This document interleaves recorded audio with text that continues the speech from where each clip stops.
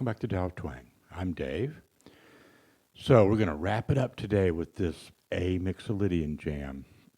We've had a couple of videos already using this same backing track with that A7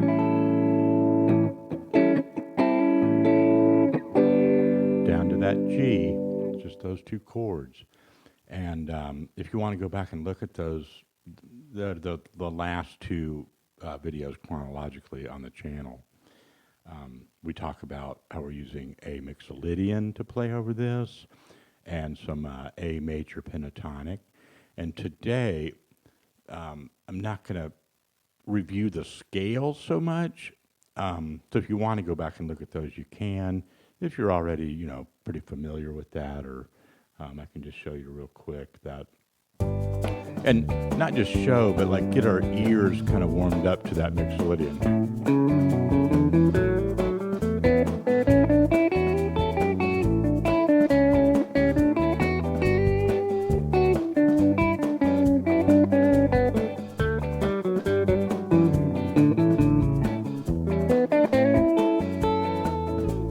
Okay, so just whatever you got going on with that. And if you're not familiar with Mixolydian, this is a good time to, look into that, do a little research off to the side, or watch the previous couple of videos.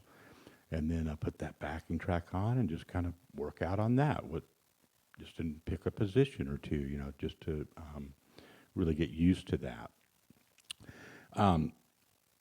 Then a couple of days ago, we really talked about some basic triad shapes, and we did them all on these higher strings,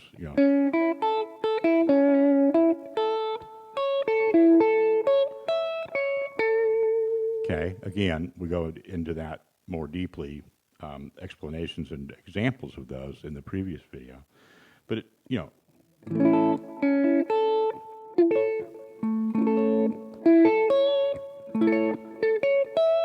really using kind of cage shapes, but just those higher strings we used up until now. Now today, I went down and I used this string grouping. That's the next three strings that are adjacent to one another. And one of the guiding things that we used here, we've been doing all along, is that whatever works for an A, move it 2 doors down for the G, until you get real comfortable with that. Then you can combine more of these sorts of pairs of them, like.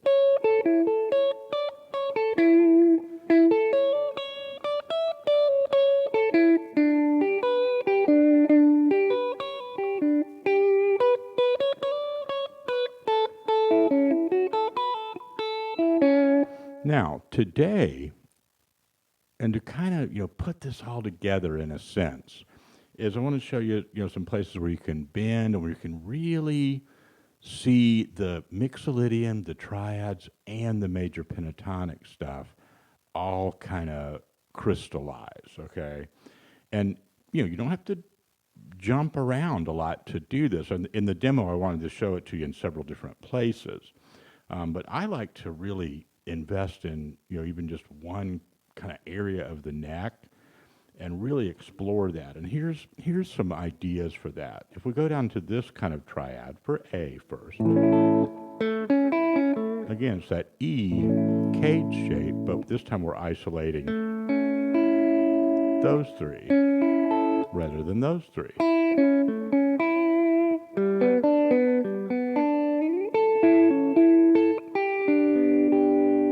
There's another one. And you can kind of see how they're neighbors of.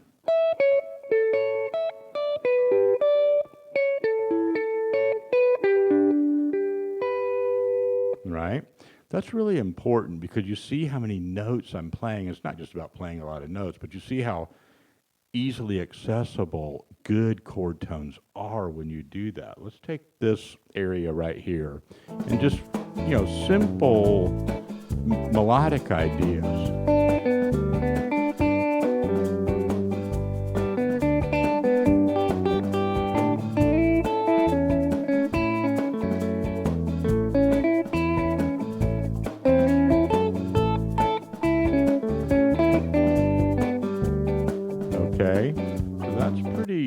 foundational there, and it sounds very, basic. That's good though. You don't want to try to go out and, start venturing off too much without having a really solid foundation of that type in each one of these positions. Here, I'll do it for this shape up here. Okay.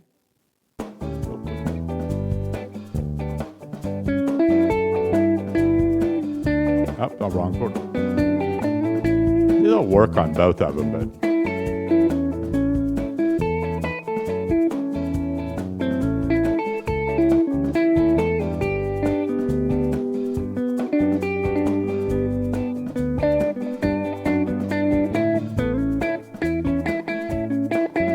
repetition. You don't always have to do all three.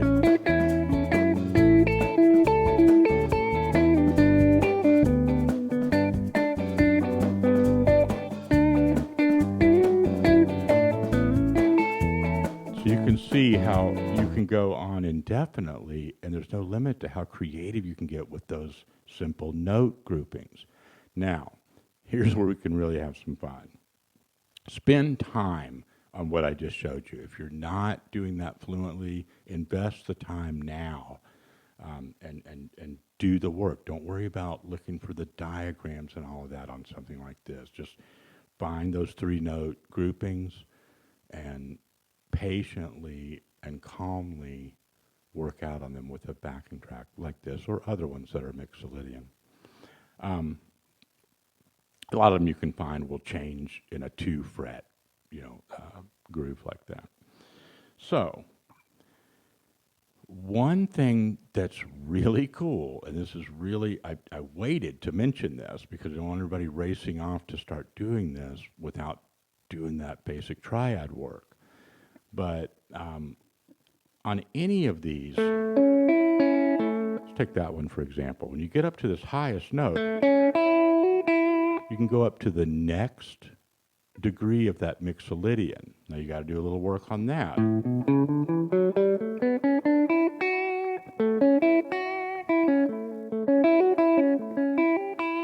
You could also go up to other degrees, but certainly the one that's just 1 degree away, whether it's 2 frets or 1, from the highest note that you're doing with your triad, that's always going to be a good kind of hammer or pull off or something, or a slide or something that you can fit in there. And a lot of times you can bend those as well. Here's a couple examples.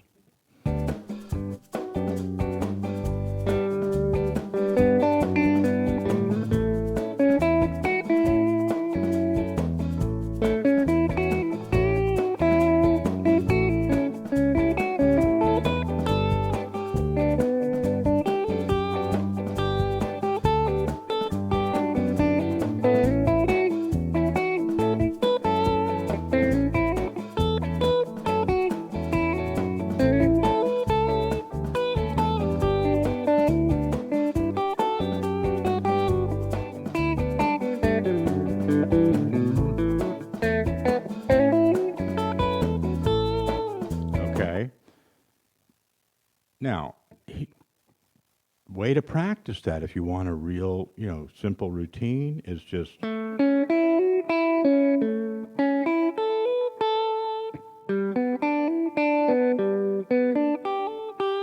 then you can start doing that with other forms.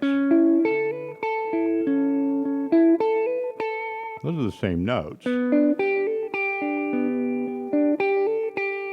as down here, right? And that will just work anywhere. And so before you know it, you're kind of playing most of that scale, but you're already doing it in a context of which chords you're on and getting those nice chord tones by focusing on those triads. Okay, then the final piece of this is to find places where you can put your bends in and stuff. And now here's what's interesting. When we do this one especially,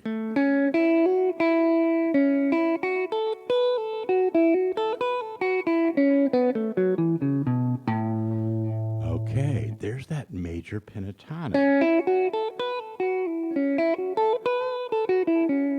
Now, when you go to the other ones, it's not going to, work out all the way up and down in each position like that.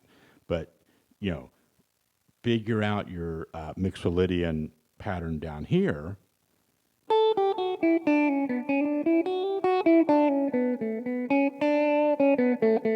If I'm going.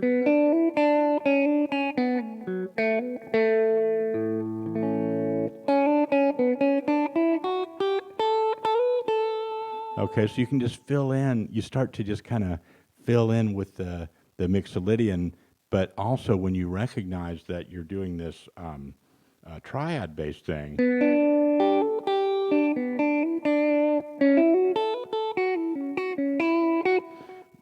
recognizing that that's also major pentatonic can really help you, and you get up into an area like this.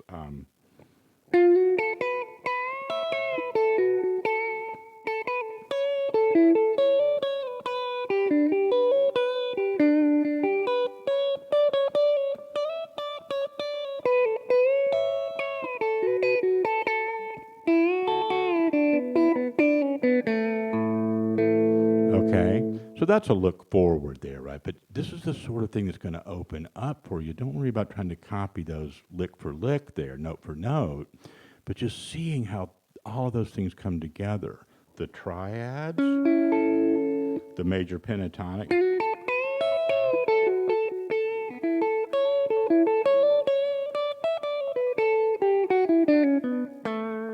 and the Mixolydian.